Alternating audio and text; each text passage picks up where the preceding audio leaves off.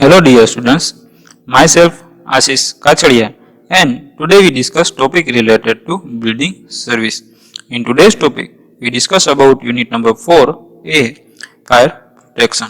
એટલે કે આગ સામે રક્ષણ. એટલે કે આપણું યુનિટ નંબર 4 જે રહેલું છે fire protection, acoustic and sound insulation એનો જે પહેલો ટોપિક હતો તો પહેલો જે પાર્ટ રહેલો છે ફાયર પ્રોટેક્શન એના વિશે આપણે ચર્ચા કરીશું.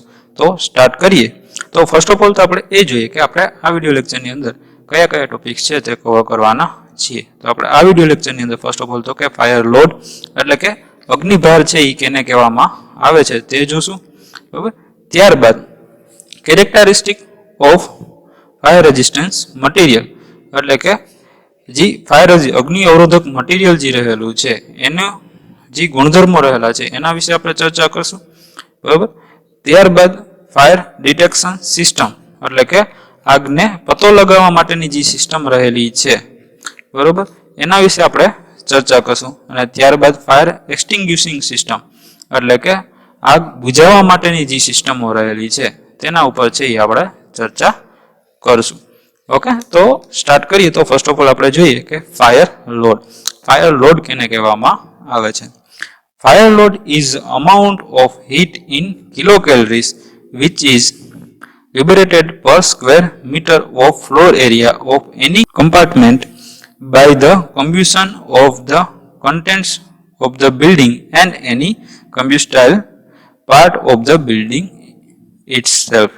એટલે કે શું કહે છે તો કે કોઈ પણ બિલ્ડિંગ અને તેમાં રહેલી ચીજ વસ્તુઓના સળગવાથી 1 મીટર સ્ક્વેરના ફ્લોર એરિયા દીઠ ઉત્પન્ન થતી ઉષ્મા ના જથ્થાને શેના વડે ઓળખવામાં આવે છે તો કે અગ્નિભાર અથવા તો ફાયર લોડ વડે ઓળખવામાં આવે છે. ફરી એક વખત જોઈએ. કોઈ પણ બિલ્ડિંગ અને તેમાં રહેલી ચીજ વસ્તુઓના સળગવાથી 1 મીટર સ્ક્વેર ફ્લોર એરિયા દીઠ ઉત્પન્ન થતી ઉષ્માના જથ્થાને શેના વડે ઓળખવામાં આવે છે તો કે અગ્નિભાર અથવા તો ફાયર લોડ વડે ઓળખવામાં આવે છે. તેને મેજર શેમાં કરવામાં આવે છે તો કે કિલો કેલરી પર મીટર સ્ક્વેર ની અંદર છે એ મેઝરમેન્ટ કરવામાં આવે છે. The amount of heat is used as a basis of grading of occupants. બરાબર. હીટ છે એ કઈ રીતે છે તો કે તેમાં રહેલા વ્યક્તિઓ છે એ કેટલા આધારે રહે છે એ પર આધાર રાખે છે. The fire load is determined by the multiplying the weight of all combustion material by their respective calorifical values and dividing by the floor area under a consideration. અગ્નિભાર મેળવવા માટે બિલ્ડિંગના બધા જ સળગી ઉઠેવા જે મટીરિયલ છે એના વજન અને તે મટીરિયલના કેટલી કેલોરીફિક વેલ્યુ છે એ બંનેનો શું કરવામાં આવે છે તો કે એનો બંનેનો ગુણાકાર કરવામાં આવે છે. For example, suppose a part of building has a floor area of 90 meter square and let in contain 1500 kg of combustion material having a calorifical value 3600 kilocalorie per kg. બરાબર. શું કહે છે તો કે ઉદાહરણ તરીકે આપણે એક એક્ઝામ્પલ લીધું કે એક બિલ્ડિંગનો જે ફ્લોર એરિયા છે એ 90 મીટર સ્ક્વેર જેટલો હોય. બરાબર. અને તેની અંદર 1500 કેજી જેટલું સળગી ઉઠે એવું મટીરિયલ છે અને એની કિલો કેલરી પર જે એની વેલ્યુ છે કેલોરીફિક વેલ્યુ એ કેટલી રહેલી છે તો કે 3600 કિલો કેલરી પર કેજી રહેલી છે. તો એના ઉપરથી આપણે ફાયર લોડ ગણવું હોય તો કઈ રીતે ગણી શકીએ તો કે જે મટીરિયલ છે બરાબર એ કેટલું છે તો કે 1500 કેજી અને એની કેલોરીફિક વેલ્યુ એ બંનેનો ગુણાકાર કરવાનો એટલે કે 1500 ગુણાકારમાં 3600 અને એના ભાગમાં શું રાખવાનું ભાગાકારમાં કે 90 મીટર સ્ક્વેર એટલે કે ફ્લોરનો જે એરિયા જે છે એ એના ભાગાકારમાં રાખવાનો રહેશે. એના ઉપરથી આપણને શું મળશે તો કે એ જે બિલ્ડિંગ છે એના એ ફ્લોરનો આપણને ફાયર લોડ મળશે એટલે કે 60000 કિલો કેલરી પર મીટર સ્ક્વેર આપણે લીધેલા એક્ઝામ્પલ માટે તે ફ્લોર એરિયાનો આપણને ફાયર લોડ છે એ મળે છે. As per IS 1641-1960 fire load is divided into the following three class. એટલે કે IS કોડ જે રહેલો છે 1641-1960 મુજબ અગ્નિભાર જે છે ફાયર લોડ એને 3 ભાગમાં વહેંચી શકાય છે. કયા કયા? તો કે low fire load, moderate fire load and high fire load. બરાબર. લો ફાયર લોડ કેને કહેવામાં આવે છે? તો કે જેની કિલો કેલરી પર મીટર સ્ક્વેરની વેલ્યુ છે એ 2,75,000 કરતાં ઓછી હોય એને લો ફાયર લોડ વડે ઓળખવામાં આવે છે. ત્યારબાદ મોડરેટ ફાયર લોડમાં કે જેની કિલો કેલરી પર મીટર સ્ક્વેર જી એની ફાયર લોડ છે એની વેલ્યુ કેટલી હોય? તો કે 2,75,000 થી લઈને 5,50,000 સુધીની રહેલી હોય એને એવું કહેવામાં આવે છે તો કે મોડરેટ ફાયર લોડ વડે ઓળખવામાં આવે છે. અને હાઈ ફાયર લોડની અંદર તો કે 5,50,000 થી લઈને 11 લાખ સુધીની કિલો કેલરી પર મીટર સ્ક્વેર ફાયર લોડની વેલ્યુ હોય તો એને હાઈ ફાયર લોડ તરીકે ઓળખવામાં આવે છે. બરાબર. ત્યારબાદ આપણે વાત કરીએ તો characteristic of fire resistant material, એટલે કે અગ્નિ અવરોધક મટીરિયલ્સ જે રહેલા છે, બરાબર, એના ગુણધર્મો છે એ કયા કયા રહેલા છે? તો ideal fire resisting materials should possess following the characteristics, એટલે કે આદર્શ અગ્નિ અવરોધક મટીરિયલ છે એના ગુણધર્મો નીચે મુજબ હોવા જોઈએ. The material should not disintegrate under the effect of a great heat, એટલે કે ઊંચા ઉષ્ણ તાપમાને ઊંચું જ્યારે ટેમ્પરેચર વહી જાય ત્યારે પણ મટીરિયલનું વિભાજન એટલે કે એના 2-3 ભાગ કે કોઈ પણ જાતના એના કટકા કે એવું કાંઈ થવું જોઈએ નહીં.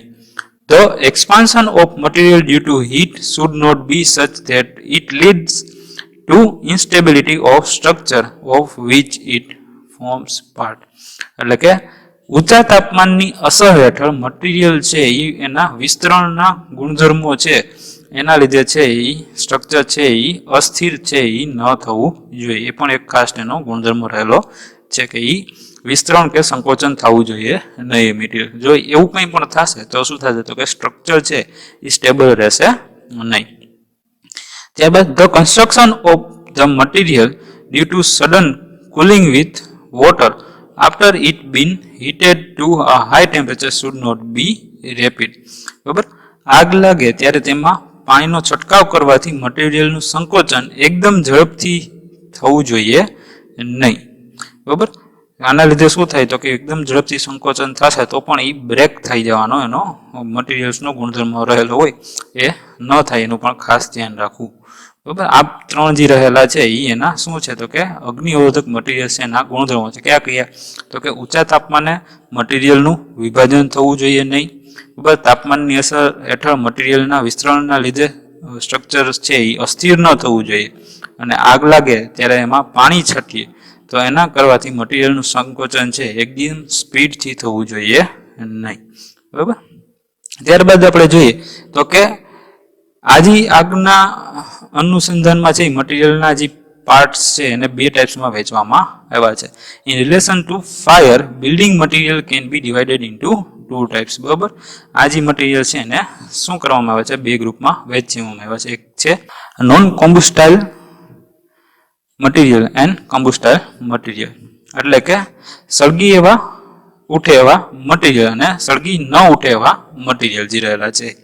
એમાં સળગી ન ઉઠે એવા મટીરિયલ્સ છે એની અંદર શેનો સમાવેશ થાય છે? તો કે સ્ટોન એન્ડ બ્રિક્સ, એટલે કે ઈંટ અને પથ્થર, ત્યારબાદ કોન્ક્રીટ, ત્યારબાદ ક્લે પ્રોડક્ટ એટલે કે જી માટીની પ્રોડક્ટ્સ રહેલી છે તે, ત્યારબાદ મેટલ એટલે કે ધાતુઓ રહેલી છે તે, ત્યારબાદ વાત કરીએ તો કે ગ્લાસ એટલે કે કાચ. આ બધી વસ્તુ છે એ શું છે? તો કે આગથી સળગી ઉઠશે નહીં.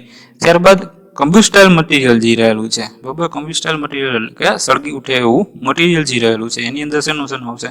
તો કે વુડ એટલે કે લાકડું, ત્યારબાદ વુડ પ્રોડક્ટ એટલે કે લાકડાની જે વસ્તુઓ બનાવેલી છે તે, ત્યારબાદ ફાઈબર બોર્ડ, બરાબર, જે સ્વિચ બોર્ડ નહીં આપણે ફાઈબરના મટીરિયલના યુઝ કર્યા છે તે, અને સ્ટ્રો બોર્ડ એટલે કે સ્ટ્રોથી બનાવેલી વસ્તુ જે પણ હશે એ બધી વસ્તુ છે એ કેમાં આવશે? તો કે એ બધી સળગી ઉઠે એવા મટીરિયલની અંદર આવશે. ત્યારબાદ આપણે વાત કરીએ તો કે ફાયર ડિટેક્શન સિસ્ટમ એટલે કે આગનો પતો લગાડવાની જે સિસ્ટમ છે એની વાત કરીએ તો કે fire detection system is also known as fire alarm system. બરાબર. આગનો પતો લગાડવાની સિસ્ટમને ફાયર અલાર્મ સિસ્ટમ તરીકે પણ ઓળખવામાં આવે છે.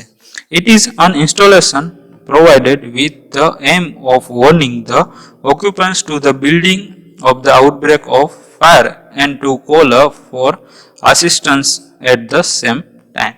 ભાઈ આ સિસ્ટમ લગાડવાનો મુખ્ય હેતુ શું રહેલો છે તો કે બિલ્ડિંગમાં જે લોકો રહે છે અથવા તો જે પણ લોકો છે બરોબર એને આગ લાગી છે એવા ન્યૂઝ મળી જાય તો કે એની સામે એની ચેતવણીનો આપવાનો આદેશ રહેલો છે અને ઓટોમેટિકલી છે એ શું કરે છે તો કે એ મદદ માટે કોલ કરવાનો રહેલો છે. Fire alarm system mainly 2 types બરોબર એટલે કે મુખ્યત્વે ફાયર અલાર્મ સિસ્ટમ છે એને 2 પ્રકારની હોય છે. કઈ તે કે manual alarm system and automatic alarm system બરોબર એટલે કે મેન્યુઅલ હોય ને એક છે એ ઓટોમેટિક રહેલી હોય છે.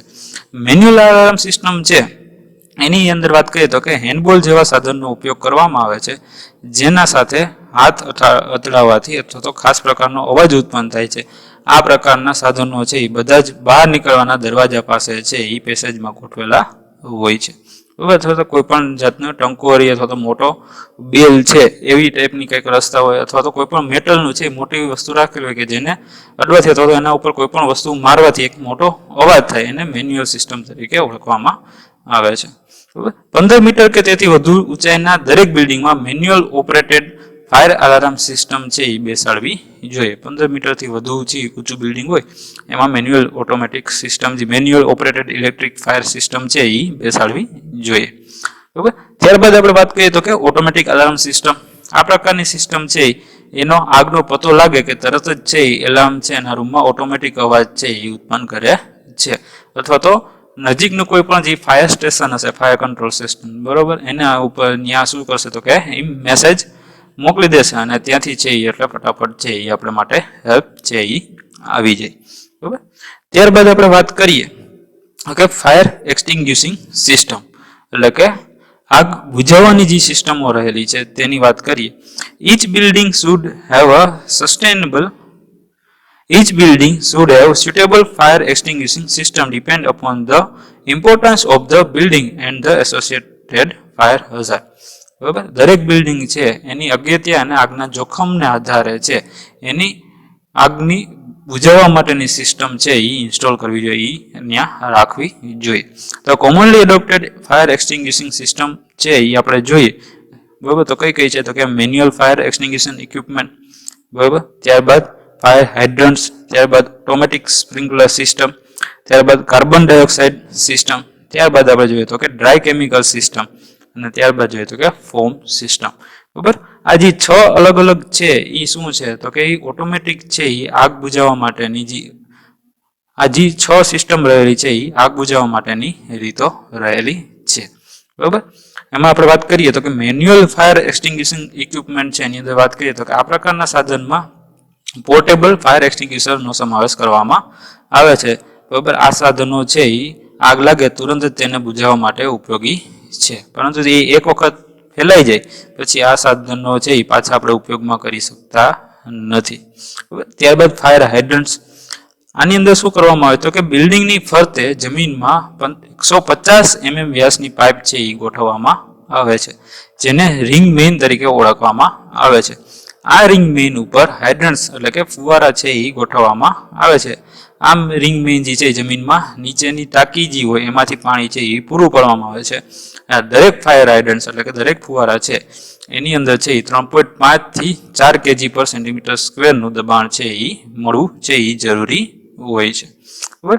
ત્યારબાદ વાત કરીએ તો કે ઓટોમેટિક સ્પ્રિંકલર સિસ્ટમ બરોબર એ રહેલી છે બરાબર. એ આપણે બાજુમાં જોઈએ તો એ આપણને ફિગર આપેલી છે બરાબર. જી આ ફિગર રહેલી છે તે બરાબર. તો કે ઓટોમેટિક સ્પ્રિંકલર સિસ્ટમની અંદર શું હોય તો કે આ સિસ્ટમની અંદર 20 mm વ્યાસવાળી જે પાઇપ હોય એનું એક નેટવર્ક છે એ છત અથવા તો રૂફના સ્લેબમાં છે એ ગોઠવવામાં આવેલ હોય અને એ પાઇપનું જે સેન્ટરથી સેન્ટર અંતર છે એ કેટલું હોય તો કે 3 મીટર જેટલું રાખવામાં આવે છે. આ બધી પાઇપોને 40 mm વ્યાસની હેડર પાઇપ સાથે જોડવામાં આવે છે અને હેડર પાઇપ શું કરે છે તો કે ટાંકી સાથે જોડેલી હોય છે બરાબર. આ જે પાઇપો છે એ બધા 3-3 મીટરના અંતરે ગોઠવેલી હોય એકબીજાને પેરેલલ બરાબર. એ કેટલી હોય તો કે એ 20 mm ની હોય બરાબર અને એને છે એક હેડર પાઇપ સાથે જોડેલી હોય ભાઈ. હેડર પાઇપ છે એ આપણને 40 mm નો આવે અને એ છે એ ઓવરહેડ ટેન્ક અથવા તો અંડરગ્રાઉન્ડ ટેન્ક હોય તો એમાં મોટર ને બધું બેસાડવું પડે બરાબર. અને શું કરવામાં આવે છે તો કે ત્યાંથી છે એ આખા બિલ્ડિંગમાં છે એ વોટર સ્પ્રે થઈ જાય જેના લીધે શું થશે તો કે એ આગ છે એ બુઝી જશે ત્યારબાદ વાત કરીએ તો કે કાર્બન ડાયોક્સાઇડ સિસ્ટમ, બરાબર, જે આપણે કાર્બન ડાયોક્સાઇડ સિસ્ટમ આપણને આ દેખાય તે. હવે આપણે ઘણી જગ્યાએ છે એ લાલ કલરના કેન જેવું છે એ દિવાલની અંદર છે એ લટકતું જોયું હશે, બરાબર. તો એ શું હોય તો કે કાર્બન ડાયોક્સાઇડની બોટલ્સ રહેલી હોય છે, એને કાર્બન ડાયોક્સાઇડ ટાઈપ એક્સટિંગ્યુશર તરીકે ઓળખવામાં પણ આવે છે, બરાબર. તો આની અંદર શું હોય છે તો કે કાર્બન ડાયોક્સાઇડ છે એ સ્વચ્છ અને સળગે નહીં તેવો ગેસ છે, એના લીધે છે એને શું કરવામાં આવે છે તો કે હવાના સળગે ઉઠે એવા મિશ્રણો હોય એને શું કરે છે તો કે એ પોતાની અંદર સમાવેશ કરી દે છે, અને તે છે એ વિદ્યુતનો અવાહક છે. એટલે જ્યાં ખાસ કરીને ઇલેક્ટ્રિસિટીના લીધે જે આગ લાગી હોય એને બુઝાવવા માટે છે એને આ ટાઈપના જે આપણે ફાયર એક્સટિંગ્યુશિંગ સિસ્ટમ છે એનો ઉપયોગ કરવામાં આવે છે, બરાબર. ત્યારબાદ વાત કરીએ તો ડ્રાય કેમિકલ્સ, બરાબર. ડ્રાય કેમિકલ્સની અંદર જોઈએ તો કે આ રીતમાં છે એ ડ્રાય કેમિકલ જેવા કે નાઇટ્રોજન ગેસનો ઉપયોગ કરવામાં આવે છે, બરાબર. નાઇટ્રોજન ગેસ છે એ પણ આગ અવરોધક છે, અને એને શું કરવામાં આવે તો કે પાવડર ફોર્મની અંદર હોય, અને એને શું કરવામાં આવે તો કે બધા જની પાવડર જે પણ આગ લાગી હોય એના ઉપર છટકાવવામાં આવે છે. અને નાઇટ્રોજન ગેસ આપણે જાણીએ છીએ કે એકદમ ઠંડો વાયુ છે, એટલે એ શું કરશે તો ફટાફટ છે એ આગને ઓલવી નાખશે. ત્યારબાદ વાત કરીએ તો કે ફોમ સિસ્ટમ એટલે કે ફીણ સિસ્ટમ, કે આ રીતમાં ફીણ ઉત્પન્ન કરતા પ્રવાહી અને પાણીને એજેટિંગ ડિવાઇસમાંથી પસાર કરી અને ફીણ બનાવવામાં આવે છે, અને આ ફીણ એ હવાના પરપોટા હોય આપણે જાણીએ છીએ, અને એ સળગી ઉઠે એવા પ્રવાહી અથવા તો ઓઇલ કરતા કેવા હોય છે હલકા હોય છે, એટલે શું થશે તો કે એની સરફેસ ઉપર પથરાઈ જશે, અને જેથી હવાની સાથેનો સંપર્ક છે એ તૂટી જાય, અને એના લીધે છે એ આપણે આગ છે એ બુઝાવી શકીએ છીએ. ઓકે, તો આ બધી જે હતી શું હતી તો કે છ હતી એ ફાયર એક્સટિંગ્યુશન સિસ્ટમ, એટલે કે આગ બુઝાવવાની રીતો હતી એ રહેલી હતી. કઈ કઈ કે મેન્યુઅલ ફાયર એક્સટિંગ્યુશન ઇક્વિપમેન્ટ, ત્યારબાદ ફાયર હાઇડ્રન્ટ્સ, ત્યારબાદ ઓટોમેટિકલ સ્પ્રિંકલર સિસ્ટમ અને કાર્બન ડાયોક્સાઇડ સિસ્ટમ, ત્યારબાદ ડ્રાય કેમિકલ સિસ્ટમ, ત્યારબાદ ફોમ સિસ્ટમ. ઓકે, તો આપણે આ વિડીયો લેક્ચરની અંદર અલગ અલગ 4 ટોપિક્સ જોયા, જેની અંદર પહેલું તો આપણે ફાયર લોડ જોયું, ત્યારબાદ characteristic of fire resisting material એટલે કે અગ્નિ અવરોધક જે મટીરિયલના ગુણધર્મો રહેલા હતા તે જોઈએ, ત્યારબાદ ફાયર ડિટેક્શન સિસ્ટમ એટલે કે આગને પતો લગાડવાની સિસ્ટમ જેને ફાયર અલાર્મ સિસ્ટમ તરીકે પણ ઓળખવામાં આવે છે તે જોયું, અને ત્યારબાદ ફાયર એક્સટિંગ્યુશિંગ સિસ્ટમ એટલે કે આગ બુઝાવવાની જે રીતો રહેલી હતી, બરાબર, વિવિધ 6 રીતો છે એ આપણે તેની જોઈ. Okay, thank you.